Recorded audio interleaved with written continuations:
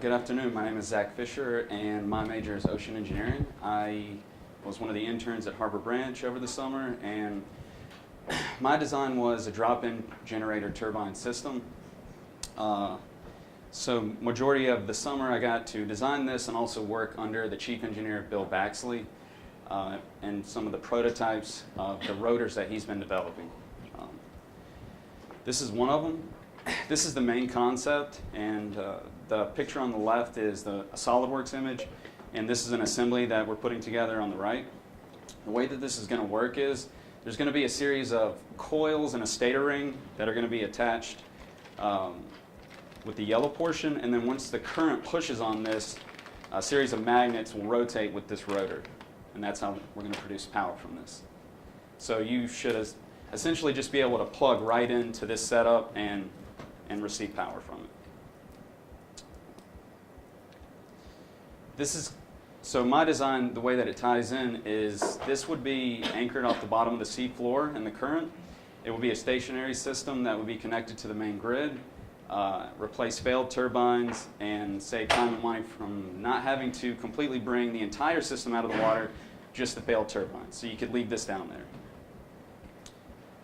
So this is some of the things that I've been developing or designing on SolidWorks over the summer. SolidWorks is a computer-aided design program, and so the image on the right, this is still the same turbine setup, but we've added a teardrop profile to it, and that's so that the towfish that lowers this down from the surface from a vessel would be able to grapple the top of it pretty easily, and then the bottom teardrop just kind of helps guide and direct it into place. So the design that I came up with is on the left, and the way that it's going to work is once the turbine's been lowered into the top portion, the two levers are going to pivot the turbine into a vertical direction so that it can drop into the platform, which has the same profile of the teardrop, and just lower it into place. And this is also going to keep it from rotating around so that once it's in, we don't have to worry about rotating it to find the area to plug in so that we can receive the power. So this is kind of how it's going to work.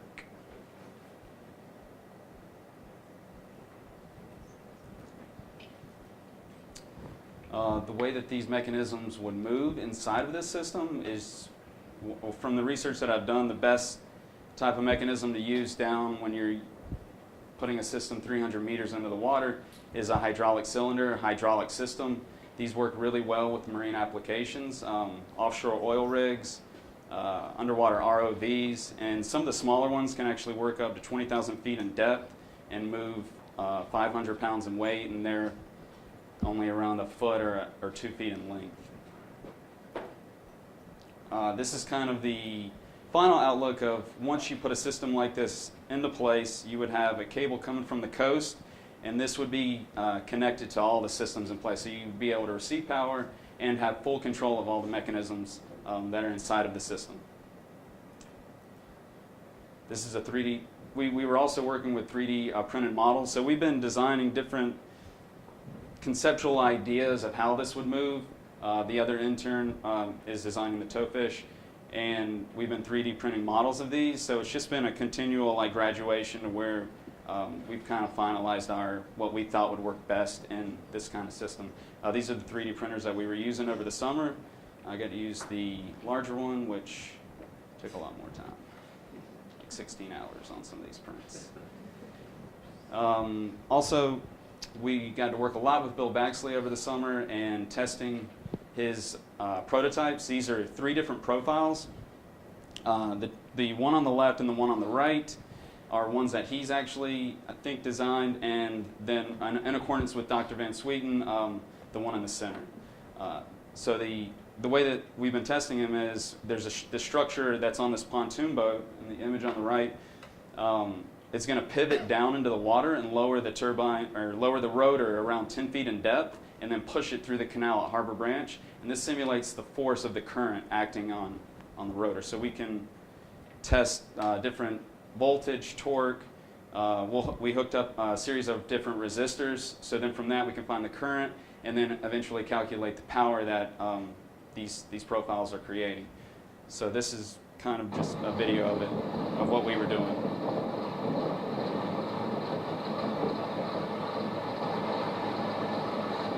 And this is hooked up to a drivetrain that's got a torqueometer, so we knew the torque, the RPMs,